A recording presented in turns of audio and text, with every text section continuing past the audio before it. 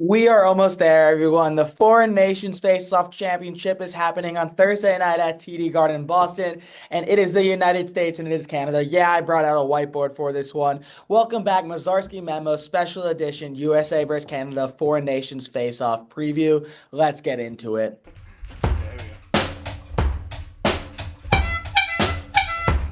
So before I hop into this, let's just talk about what happened so far. We are officially finished with the Four Nations Face-Off round robin. The U.S. two regulation wins against Finland, 5-1, Canada 3-1.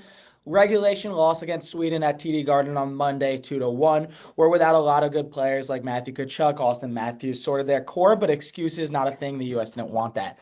Canada, on the other hand, an overtime win, a regulation win, and a regulation loss. The regulation loss obviously coming against the United States, overtime win against Sweden, 4-3, and then they sort of kicked the doors off Finland until Finland came back. Respect to both Sweden and Finland, the two inferior teams. They both played good tournaments. And let's now talk about what happened on Saturday night when the US and Canada met at the Bell Center. So I think just to set the tone for what's happening in the game on Thursday, USA Canada is the biggest international hockey rivalry, and it's not even close. And I'm not going to get so into politics, but the US national anthem was getting booed in Canada, right? Whenever it played at the Bell Center, it was getting booed. And the US walked into Bell Center, and it would have been very easy for them to take a punch. I said this on Mozarsky Memos 29, right? The three fights in 9 seconds, the U.S. clearly wanted to set the tone. The Tkachuk twins, they are lunatics. We know this. JT Miller also gets into a fight. But then a few minutes later, less than 6 minutes in, Canada scores the first goal, and it's the best player in the world, Connor McDavid. Gets the puck probably like 100 feet away, skates in, puts it over Hellebuck's blocker. Great goal. In a moment like that, it would have been very, very easy for the US to sort of just lay down and let Canada dictate play because Canada, through the first 10 minutes, was the better team. Connor Hellebuck made a big save on Mark Stone. It felt like Canada was really installing their presence. The fans were behind them. The US was in a hostile environment. But what did the US do? They responded. Jake Gensel scores to make it 1-1. Canada doesn't score the rest of the game. And what the US did so well on Saturday night at the Bell Center is matching this intensity. And whenever they took a punch, throw it right back. And that's why they were able to stay in the game. They relied on Hellebuck for key saves. Jordan Binnington made key saves too for Canada. Then the next goal, Dylan Larkin on a 2-on-1 caught Canadians in a change, and then the U.S. never gave the lead back. And in the third period, I wouldn't even say the U.S. locked down defensively. They've just been a really good defensive team this entire tournament, and it showed yet again. And then the U.S. won. The U.S. won 3-1. And look, I said it, walked into their trap, took over their trap. This time around, it's going to be different, though. And there's a few reasons why. One, it's a championship. Two, the teams played 5 days ago. So now you're talking about they've seen each other. They know their changes. They know their lines. And both the Canadians and the Americans are not going to change much. Mike Sullivan, the U.S. coach, John Cooper, the Canadian coach, are not going to make massive line changes. They're in the championship. And it's at the U.S. now.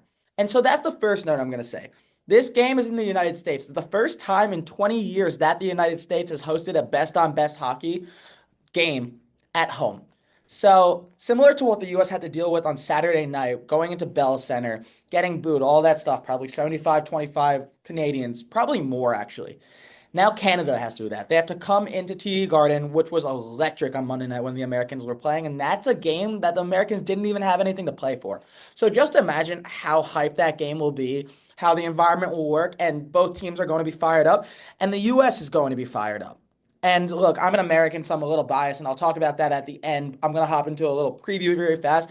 Both teams are fired up, but for the U.S., if you want a time, the time is now. Now, before I get into this preview very fast, there's just a few things to note. A few other things have changed from this game. Cale Makar, superstar defenseman, probably the best defenseman in the league. He's back. He was dealing with a sickness. He didn't play on Saturday night against the United States. On the United States side, you lose your best defenseman in Charlie McAvoy, or one of your best defensemen, however you want to put it. McAvoy was great on Saturday night, right? Laid a massive hit on Connor McDavid. The U.S. goes back down the ice, scores that Jake Gensel goal. And so you lose McAvoy. He has an infection. He's on antibiotic. He'll be okay, but it's a long recovery. The U.S. still has a very good defensive core, but you lose him. Both Kachuk brothers are a little banged up, but there's nothing, and I mean nothing that will keep them off the ice. Brady moved into the post. Matthew didn't even play on Monday. Austin Matthews was also kept out Monday. Apparently, it was a healthy scratch just to make him feel better. The U.S. is dealing with some nagging injuries. Quinn Hughes is waiting a call while in Vancouver. I don't know how he's going to get to Boston. They need one more defenseman to get hurt for Hughes to play, which is a shame because Quinn Hughes is also a top five defenseman in the league. But both teams are dealing with injuries, and now Canada's the more healthy team. You could argue Canada's going to be in a better position. But then again, it's the U.S. The U.S. beat them once, and the U.S. might be a better hockey team. So with that, let's get into the preview. Yeah, so I got a whiteboard this time. US in blue, Canada in red. These are the advantages for both teams that you should look out for on Thursday. Let's start with the home team, the Americans. My handwriting sucks, by the way. So if you can't see this, just drop it in the comments that my handwriting sucks. I'll take it. Goaltending. The U.S. has a significant advantage. Connor Hellebuyck is the best goalie in the league right now, and it might not even be a discussion. He leads the league in goals against average. He's top five in save percentage. He's coming off winning the Vezina Trophy last year. He's en route to win his second Vezina in a row. He's an absolute monster. Teams hate playing against him. And in 2 games in the Four Nations Faceoff, he allowed 1 goal. And both of those sort of gimmicky, right? Against Finland, it was Henri Jokiharju getting one over his right shoulder. And then there's Finland didn't score the rest of the game. Canada, McDavid over Hellebuck's right shoulder too. Didn't score the rest of the game. Hellebuyck makes key saves, especially when he's locked in. Was I a little confused that he didn't play on Monday, even though the U.S. didn't have anything to lose? Yes, because Hellebuck's a guy that loves his game action. Like, everybody knows that. Jake Ottinger got some minutes. Hellebuyck is the biggest advantage because no matter who the Canadians put out, whether it's Jordan Binnington, who started all 3 games for them, or Aiden Hill, Stanley Cup champion, they have options too, but none of them are Hellebuyck, and it's not particularly close. This isn't like Russia where there's an Igor Shesterkin or Andrei Vasilevsky, and I bring them up because they're not even in the tournament, but those are 2 of the best goalies in the league, and that makes up for the goaltending discrepancy. But when talking about goaltending, guys, the U.S. has a significant advantage because Hellebuyck is a number 1 goaltender in the league right now. Binnington and Hill are probably somewhere in the 20s, if we're being honest. That is the biggest advantage.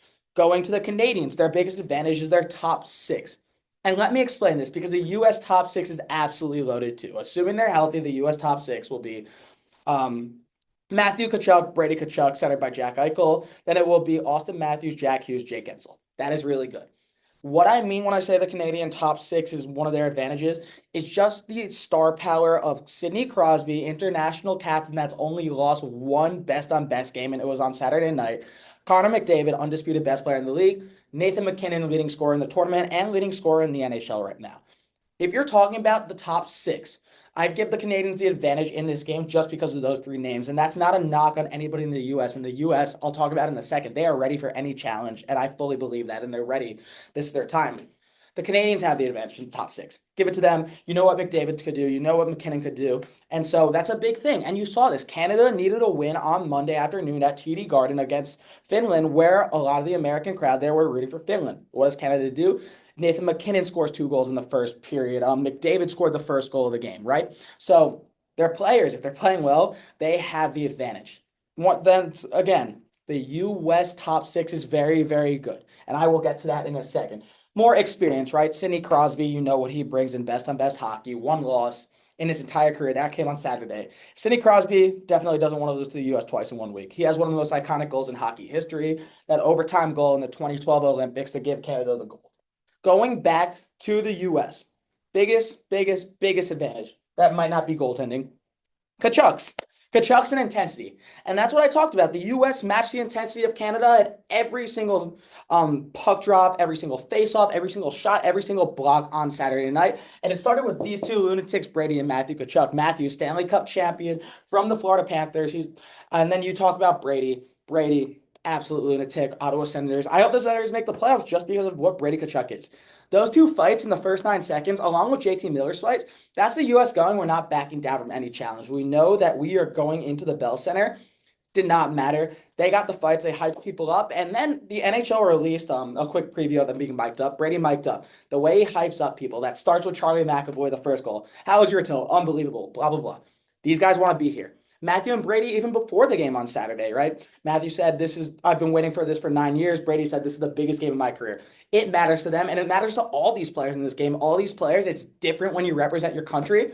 But what the Canadians don't have, they don't have a lunatic. They don't have a pest. Look at who the Kachucks and JT Miller were fighting, right?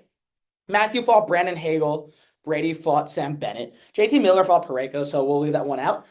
They do not have the people to match the intensity and the hard-nosedness that the Kachucks bring. And that's why you could have argued Tom Wilson and stuff, because the Kachucks, they set the tone, and then the U.S. played with their tone for the next 60 minutes, even when they went from behind. Kachucks' big advantage. And this is a big thing, too, now, because now is the time for everything the Canadians have.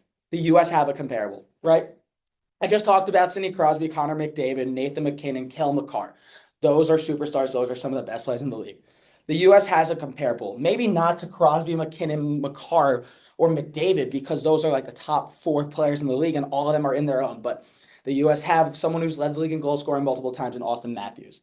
They have a Stanley Cup champion leading playoff point scorer in Matthew Tkachuk. They have another Preston Brady. They have superstars Jake Gensel, Jack Hughes. On defense, you have so many. Zach Werenski is one of the top leaders in points. I think he's leading the NHL in points by a defenseman right now. You have Jacob Slavin, lockdown defenseman. He was incredible on Saturday night. Everywhere the Canadians look, they have a star. You could say that about the United States too. And that is the biggest thing. And now, the last thing that I'm going to go into, the U.S. hockey culture and why, if they want to beat the Canadians on the international stage, now is the time. All right, guys, ending speech. Now is the time where I'm going to be a little biased. And that's because I'm an American. I'm clearly rooting for the Americans in this game. Praise the Canadians, really good hockey team. This game means so much to so many people. Let me just set the scene a little. There are so many young kids playing hockey in this country. There are so many kids like me, or young adults like me. I just called myself a kid because this team sort of brought out the kid in me a little.